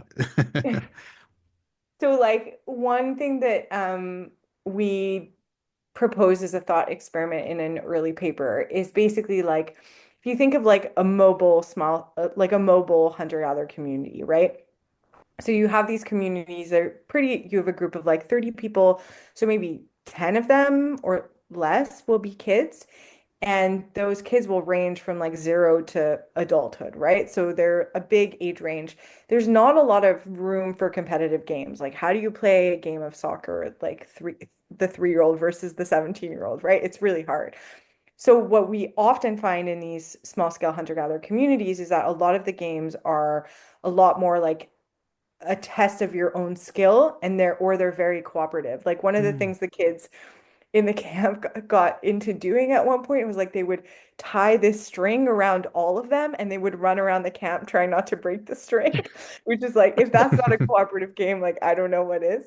Fantastic. Um, but what happens when you settle in a bigger setting, so even before a transition to agriculture in the past, you would have had fishing communities that could settle in bigger communities, and all of a sudden you have a lot more kids and you might be able to play competitive games. So it's possible that shifts from egalitarian to non-egalitarian social structures could start, for example, Mm. with kids playing and bringing up those norms that they develop in their play with their peers into adulthood. And it would only take a few generations before that becomes the main ethos, right? Like, Mm. um, so like what kids are doing is pretty interesting. And I mean, even a more modern example, I was reading a book about the baby boom and how all these kids that did you guys know that the family meeting comes from like an anti anti-Soviet kind of like we're a democratic country, we're democratic families. Like that's what the idea of a family meeting is. Like we make a decision together. So wait, the concept of a family meeting was an Yeah. act of rebellion against the Soviet Union. That's how it started out. That's where this concept Or, came yeah, from. we're like an anti kind of like we're American, we're democratic in our state and we're democratic at home kind of thing. So that yeah, so Interesting. that's how That's it started. hilarious. Yeah. Isn't that hilarious? So these kids grow up, all of them in these suburbs, right, with loads of same age kids to the point where for a while there were no teenagers in the suburbs. Mm. And then they're also getting these like super democratic values hammered into them at school, hammered into them at home, loads of space to play. And then finally they come up and get to university and they're like, Vietnam War? That doesn't sound right. Like anti-women attitudes, that's not right either. And so, and then all of them come of age at the same time and lead to this huge groundswell and culture change throughout, the world, basically. Mm. So we see these themes of like kids coming up and in under the right conditions, bringing norms that were instilled in them or that they developed on their own into their adult lives and leading to kind of bigger changes in culture. So is the argument then that the parents of the 50s worked very hard to instill egalitarian and democratic values into their children, values that they themselves did not actually hold, that they were just paying lip service to as a kind of political signal I think of so. loyalty to the United States or something like that. But Yeah. because of all this lip service, they accidentally instilled those values into their children, and then when they come of age, they stay true to those values and use them to advocate for social changes. That the basic idea that you're proposing? That's the argument of the book that I read. Okay, Mm. interesting. And it felt true to me. It Yeah, it's felt interesting. from what we know from studies around demographic change in communities, and how that, or at least modeling studies about how demographic change can lead to, the spread of norms that didn't maybe weren't so popular before. And I think it would make sense that that's what we would see. And I wouldn't even say it's like parents them like definitely didn't hold true to those values, but the society of the structure, structure of the society didn't hold true to those structures, which of course we know because of segregation. The suburbs were key to Hmm. kind of segregationist city planning. Um, so all of a sudden, those structures, which are both doing and undoing, right? Yeah. Those types of inequalities.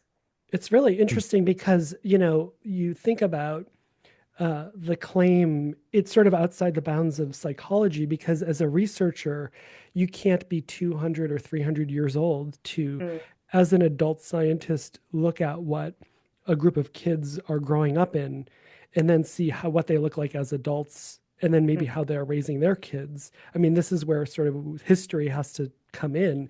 What a yeah. hard thing to study. Um, but it's really interesting because I had sort of naively sort of I think one has a naive thought. I will say I have a naive thought that sort of, kids they're defenseless. They need to be taken care of, and a lot of times the social structure doesn't, especially in the U.S. or the U.K. It's like we were talking about earlier. It's not respecting them in the way that Mm, I would prefer, for example. Um, but at the same time, they're very powerful in the sense of they will be in charge, at least collectively, right? In mhm. the future. And I think it's easy to forget that because most adults don't see that. And if they do, they're just thinking about their kids as adults. And by the time they see it, they're so old. But that's a very different way to think about kids and why we should care about them is Yeah. because they will actually be in charge, even if we're not around to see the consequences. Yeah, I don't know if you got like this will sound like a pivot, but have you guys watched Adolescence on Netflix yet? Mm. I Uh, have not. We started, but we haven't gotten around to finishing yeah, it. So I'm no spoilers, please. yeah, But I I'm won't looking forward to spoil. actually We're watching it. not done either, but like we're like, okay, we're gonna talk to Emmett about the manosphere like now. He's 4.5, but he needs to Mm. know this. Like, like we want to talk to him now about the stuff that's gonna come up as a teenager because I don't know, those conversations, you can't just kind of like they need to be practiced, right? Like Jerome Lewis, who's a social anthropologist who's been working with the same community as me, but like for many, many, many more years. He talks about this system of norms, and it's like a religious system that the BaYaka have. But the way that kids learn it is not like, okay, let's sit down and let me run you through the list. They like hear these food taboos. They see people acting a certain way or not a certain way before they go hunting. They overhear certain people can go hunting or not. Why? Because of Aquila. It's always this word Aquila. And then they start, as they grow older, start to make sense of all this stuff. So it's not like this kind of like cut. Okay, now you're a teenager. Now we talk about like blood, right? It's like very much a gradual thing that you're always exposed to. And I think that's like kind of where I'm at with all this scary Andrew Tate stuff, where I'm like, we start talking about it now. We're like, we start talking about consent now. We start talking about this stuff now, even amongst ourselves, so that those conversations are happening so that it's not like, and all of a sudden we pivot. Now you're 13 and we talk about this stuff, right? It's like always been part of your life. Is that this? So the idea that is that you don't protect your kids from things that feel like they're too young for, or is that too strong of a way of putting it? Yeah, For I think example, it, like yeah, one example would be something like death. Like there's a yeah, philosophy that says, oh no, no, no, grandma is went to go be it with, happened. yeah, or Yeah, something, as opposed to, oh no, no, she's dead, and like what's happening to her, she's decomposing. Like what yeah, what is your right. thought on that continuum from like she's playing golf with grandpa, or there's worms eating her. What's the what's your take given your experience? It's a good question. I mean, kids see death all the time there. Yeah. Barry Hewlett estimates that by the time an Aka kid is 18, 50% of the people they'll have known will have died, right? um, So they're experiencing death all the time. It's very traumatic for them. Bonnie Hewlett's work on this shows that they remember people who have died for a long time and they miss them. They see death of animals all the time because obviously they hunt a mm, lot. So death is just part of living there. Um, so definitely in terms of death, like we've had a lot of conversations about like where meat comes from. We went to this like farm shop butcher and they had like a goat like that they were carving up and we were like, okay, look at the bones, like that's food that we eat. Like just know that. yeah, Sometimes kids then like get really weird about that stuff where they like want to see loads of death and then you need to have a conversation about that too. Like, no, it's not something that like we want to happen, like right. just so we can see it kind of thing. But I can't tell you from a scientific point of view for sure either way, but I think it's probably always good to be honest with kids, but not so honest that you just scare the life out of them Right. too.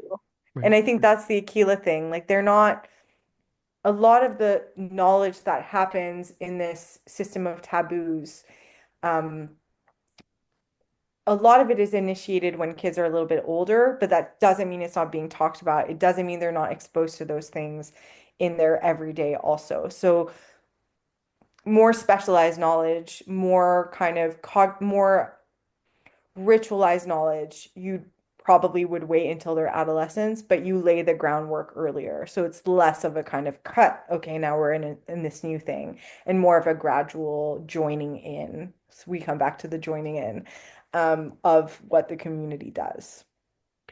Is there anything like as I like a mean, bit? Oh, sorry, David, go ahead. so do they have a kind of afterlife story that they tell kids or that they believe in themselves? Or do they say when something's dead and it's gone and its body is no longer working? What, Yeah. how do they conceptualize this? Yeah, so there's a lot of different conceptions.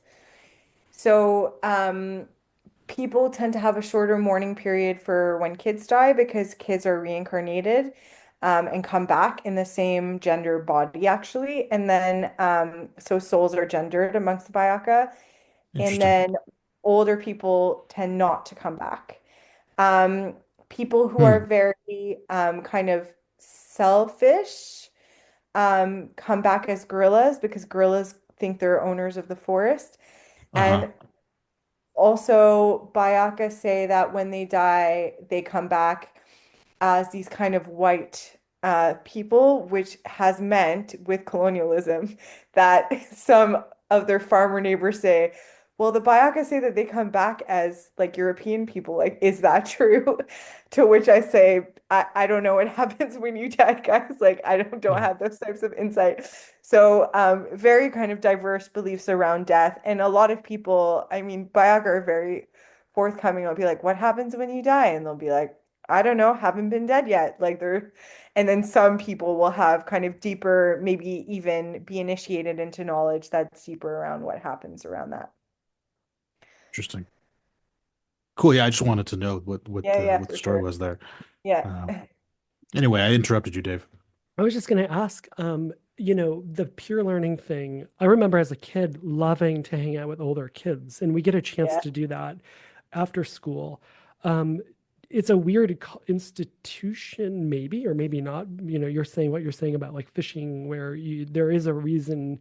I mean, the logic of stratifying kids by age makes sense from the perspective of you're roughly standardizing like what they can do. And so it makes Mhm. sense to do that. Yeah. But then the consequences of that, there may be externalities or byproducts that are unintended. Do you think that that's a weird, not in like the acronym sense, but just sort of like, is that a really strange artificial thing for our development to really just be around uh, really same age mates and Yeah. not be essentially alloparented or alloparent as kids? Yeah, so I think a few things. I think it is strange how much time kids are spending in single age classrooms. I think it would be awesome for them to have more opportunities for multi-age learning. Also, just in terms of empathy development, like Mm, older kids being able to hang out with younger kids is really important for their development of like just being nice people, right? mm, Um, I also think that we often maybe not over focus, but we focus a little bit more on school and forget that kids tend to have a more diverse friend group in their neighborhood. So we've got like kids, a few households with kids on our street, and like some weekends they're just like going house to house, which is cool. And it's like from 3 to 8, I think they are. And there's just, five of them, but yeah, they have a great time. yeah, And we know from, research even going back to the 80s that the neighborhood friend group tends to be a little bit more autonomous and a little bit more diverse. Then again, very kind of Stranger Things child autonomy, which I think we are losing a little bit that pesky schedule. We come back to that. But then the other thing I'll say is like in some pastoralist communities, the whole community is structured around age sex that you're initiated with and to. And in some communities, the age sect even goes off and makes their own village, and then mm, women marry in. So in some communities, age is really the foundational structure of the entire community. Um, but again, it just varies so much in terms of how it's structured and to what degree. I think those age sects aren't like just 1 year slices, though. I think it's like a few, right, like maybe 3 or 4 years, um, but still quite stratified by age. Yeah. yeah, yeah. But David and I had talked previously about field work and sort of David, for example, it sounded he had this anecdote of talking to Dan Fessler at UCLA about this whole field work thing. Do I actually have to do it? Um, it's really badass that you do field work. Um, for you, like as a person, because we don't do field work, um, what is your experience of like going back and forth to the field? Like, how do you feel like, Mm. and now that you're, you started doing this, or, years ago, and I know people who keep going to the field, some people who don't keep going to the field once they have kids. Sort of like, Mhm. how do you think about the field and your own relationship to it, and like how it's changed you? Because we certainly the people listening, most people probably don't know what that's like. And Yeah. David and I, we've done things, but not that. So I'm just curious, like what you think about that. Yeah, for sure. So, I mean, I won't be like super like heroic and say that my first field season wasn't hard. Like I was so scared, first of all, when we got to this village and like all these people and I didn't know and everybody was coming to talk to me. I didn't understand a word that they were saying. And this is the I was Congo Basin. there. I mean, this is the Congo Yeah. Basin, right? Yeah. Yeah, in the Congo, but yeah, I was in Republic of the Congo in the north. So it's a village that's quite remote. So you fly to Brazzaville, you take a very long bus journey to the capital of the north.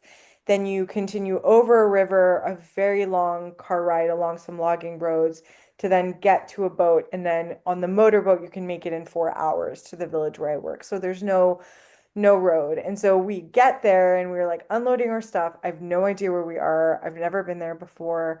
I'm French is my mother tongue, but nobody there speaks French. French is also the national language of Congo.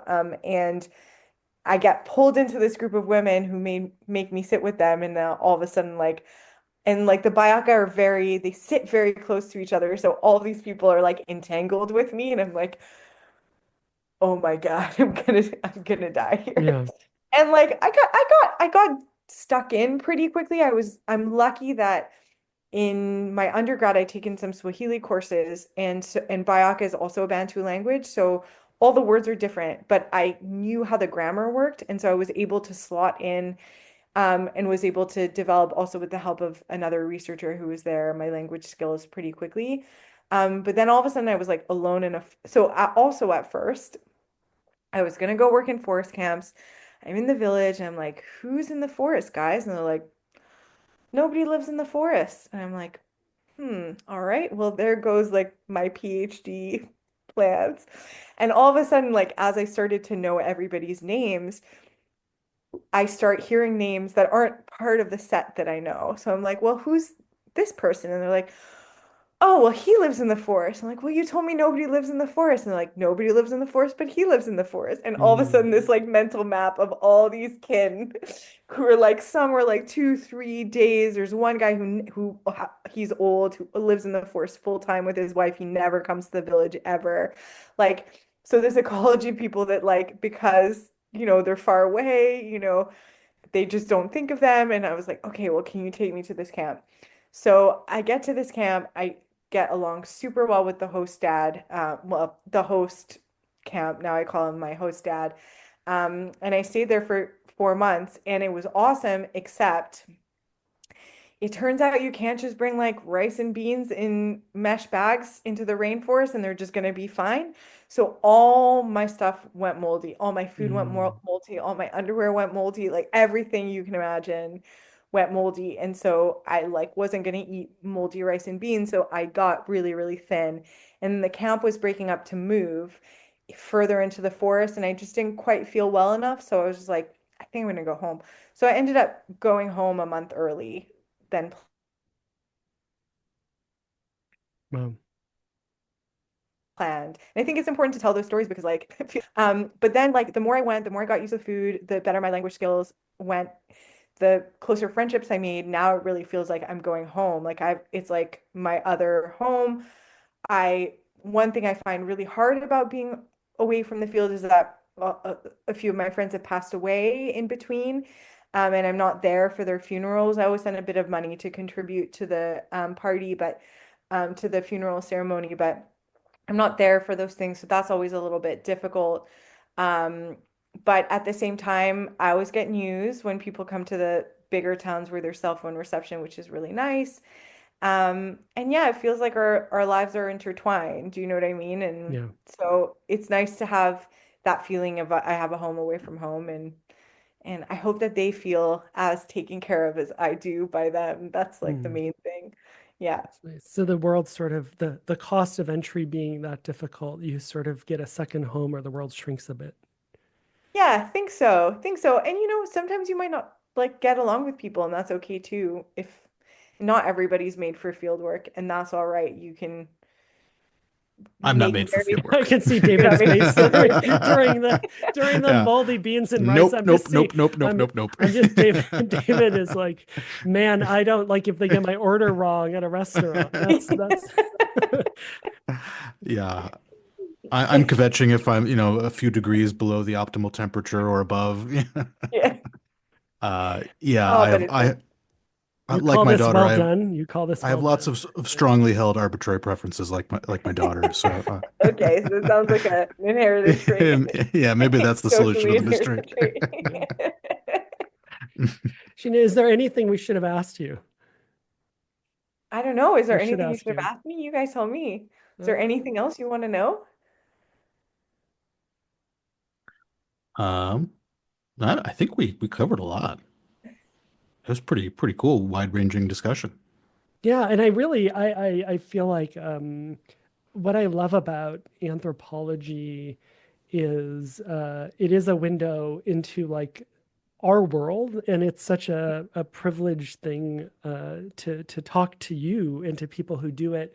And I hope, like, I mean this, it sounds cheesy, but I mean this like sincerely. Like, I think it's a really special time and place to Hmm. be a scientist who's sort of, you're doing science, but you're also talking to people who ordinarily wouldn't be like part of the conversation. Like, we are talking, we're both in, David and I are in California, you're in the UK, Hmm. but we're talking about these stories from the Congo Basin, and that's because of you, right? And like your life doing that. And I think that's such a every time I talk to an anthropologist, I just like want to express appreciation of like that the fact that you do that is what allows all of us to like understand ourselves better, because like we're all people, right? And but to see that part of humanity expressed in that way is like really rewarding, and thank you for bringing that to us, um, in dealing with all the hardships that you dealt with to bring that. I mean, Thanks. Yeah. given those hardships, we have a social norm here where we say thank you for your service to military Oh personnel. my God. I no, don't thank Which you. can I thank you for your service? No. I mean, like honestly, like I think a lot of the all of the kudos go to these communities because they don't Yeah, have to welcome us in, right? right. We're like we are such a burden on these Mm, communities who make such a mess. We're so bad at everything. They have to take care of us. Um, and the fact that they're willing to share their lives with us, they're the real heroes yeah. because like there's a story of a group of hunter gatherers who didn't like an anthropologist and they just got up in the middle of the night and moved camp. So I'm just always and left them alone in the bush. So I'm just forever grateful that they haven't just Yeah. abandoned me in the bush So alone. you're just waking up every morning like, okay, okay, They're still they're here. still Yeah. here. That's Today will be okay. Everybody's Yeah. still here. Yeah, yeah, yeah. Well, thank you, Thanks for BaYaka. having me, Then, guys. yeah, thank you. Yeah, no, thank you so much. Thank you, BaYaka. Yeah. Yeah. Thank you, BaYaka. Yes. That's the right Thank you, move. Bio. Yeah. We've reached the end of another episode of Evolutionary Psychology, the podcast. David, how can people help us out if they'd like? Well, you can leave us a kind review. You can say something nice about us on social media. You can visit our Patreon page and give us a bit of money to support us. Uh, or you can stay tuned for the next episode, which should be coming out next week. Yeah. And David, I'll see you between now and then. Sounds good. Looking forward to it.